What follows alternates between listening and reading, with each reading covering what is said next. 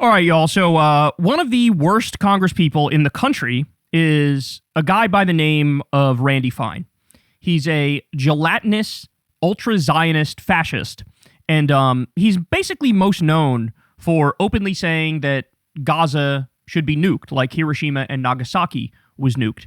And this guy has a seething and burning passionate hatred for Muslims. So much so that he's been running around now for the last week, basically saying that all Muslims want to ban Americans from having dogs as pets, and that this is somehow on Zoran Mamdani's agenda, and he might do it, and it's all because he took some tweet from some rando Muslim woman, totally out of context. It was a joke, and he took it totally out of context and pretended like she was doing some fucking policy statement, and she's some person high up in politics in the Democratic Party, and basically was talking about how, dogs, when they shit in the winter, it's on top of the snow and the ice and it looks gross and these dogs are unclean. And she made some joke about that and they acted like, oh, they're coming to ban our dogs.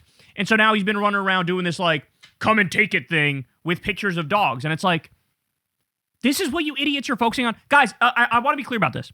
They have absolutely nothing. That's why they talk about shit like that. Every time these motherfuckers gin up some fake scandal about some trans athlete middle schooler, right?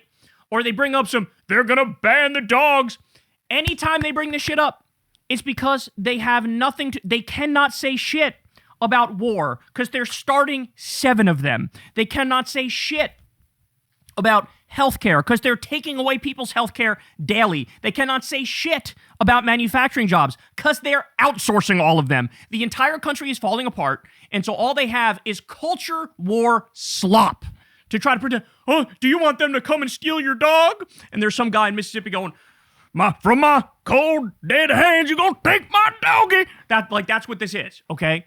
And so this guy went on Piers Morgan's show, and Cenk Uygur harnessed the power of heaven here and unleashed on the blubberous freak known as Randy Fine. Watch this. The barbarians are no longer at the gate. They are now inside.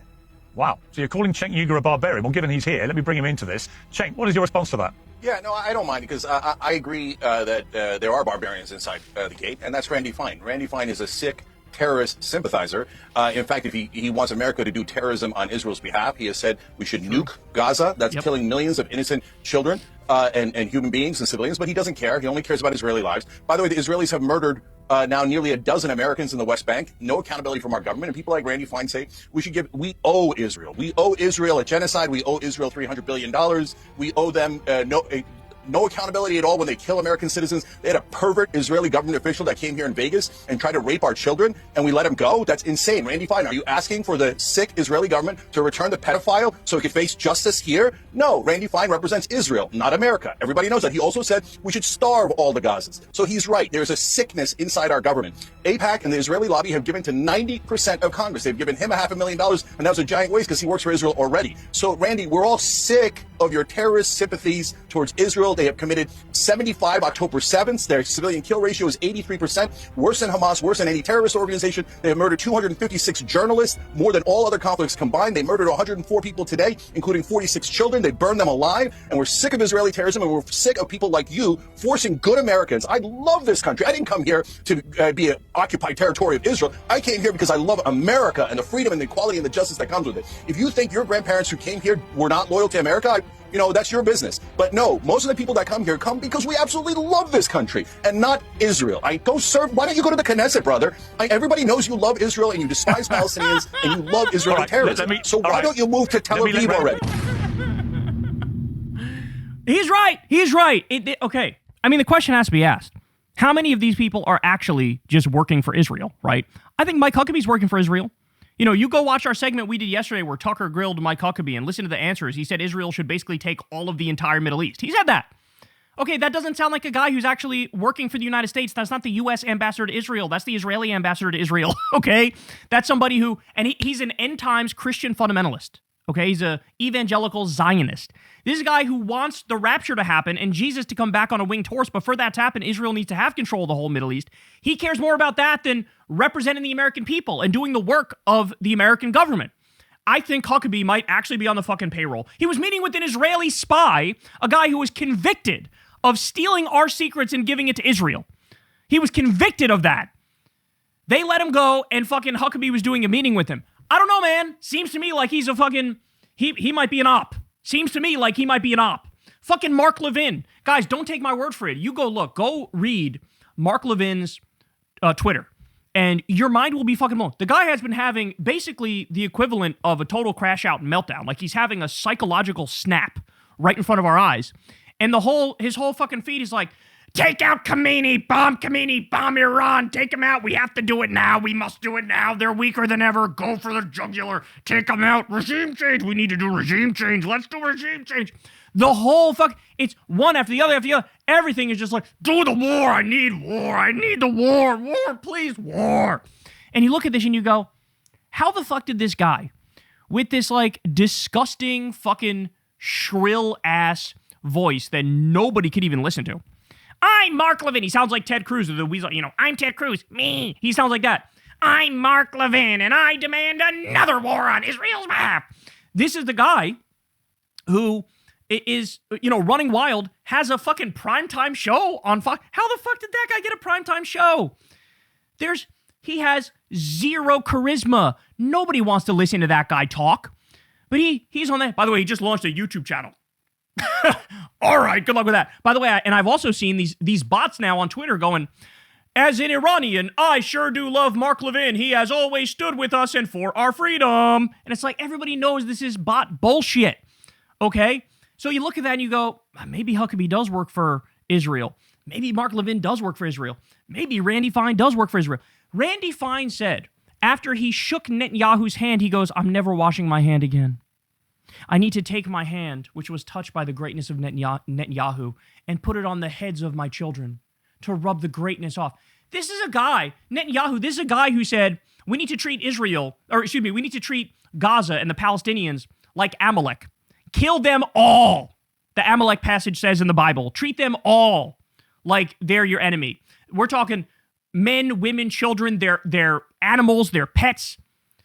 Kill them all. This is what he said. A guy who's open about, oh yeah, we starved all of Gaza. We bombed hospitals. We bombed schools. We bombed UN buildings. We shot children in the face. Okay? And this, I can't wash my hand because the great Netanyahu touched it. I mean, you might as well goose step and Zig Heil while you're at it.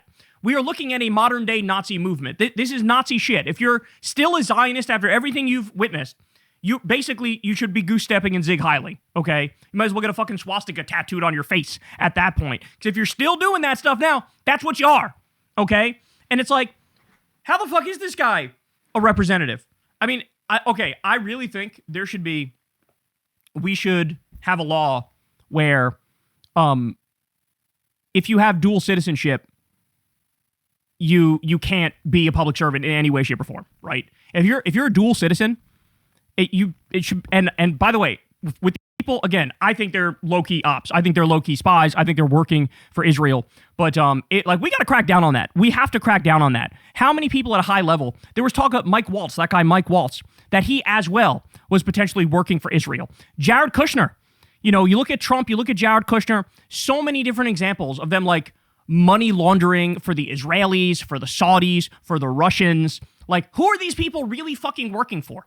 Frankly, I don't think anybody in this regime is actually just working for the American people. I think they're all beholden to pedophile, billionaire, sadist interests. I think they're all beholden to foreign governments' interests. And for shit sure, they're beholden to Israel. Because have you ever stopped to wonder why it is Trump has never said no to Israel about anything ever? I'm serious. You can't think of a single example where Trump has said no to Israel. He literally gave them, in the first term, he illegally annexed the Golan Heights, which is Syrian territory, and gave it to Israel, and then bragged about it. And he even says in his speeches, you can go back and watch, he says in his speeches all the time, he's like, they didn't even ask for this one. I told Sheldon Adelson, this was back when Sheldon was alive. He goes, I told Sheldon Adelson. He goes, oh, I didn't even ask. That's crazy. He brags about, I gave them extra territory, even ones that they weren't expecting me to officially annex for them. I moved the embassy to Jerusalem, for example. That's another one. He did the whole fake ceasefire fiasco in Gaza, where he pretended like there was a ceasefire and a peace deal, and then Israel kept murdering Palestinians on a daily basis and taking more and more territory. He took $100 million from Miriam Adelson, and the quid pro quo was, now you're going to let Israel annex the entire West Bank, which they're in the process of doing now. They bomb Lebanon on a regular basis. They're trying to make it so they can bomb Iran on a regular basis. They're trying to create a greater Israel. Every step of the way, Trump is approving everything they do. And then you look at that and you realize, oh shit, Epstein was Mossad. There's tapes of Trump with little girls, and they could hold that over his head and say, you do whatever the fuck we want or we release this. And so now he's like, the biggest cheerleader ever for Israel.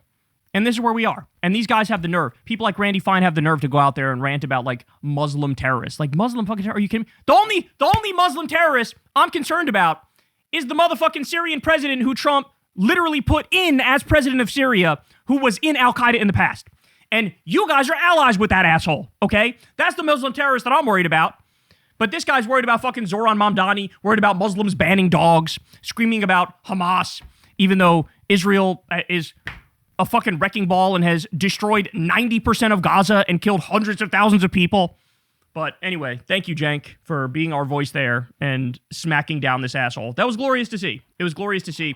And you get the sense nobody ever says these things to him. Nobody ever says these things to him. Nobody ever, because look, he's in the swamp all day, every day. He's in D.C. all day, every day. And you go read his Twitter feed and it's totally deranged bile on a daily basis. And you look at that and you go, this is somebody who has never experienced somebody who tells the truth to their face and smacks down his fucking vile, bigoted smear campaign. Nobody's ever told him the truth. And now he's just getting a little taste of what it's like when real people get to react to his disgusting bullshit. Hey y'all, do me a favor and like and subscribe. It helps out big time in the algorithm. Click the bell as well for notifications when videos drop, and watch that video on screen right now. You know you want to.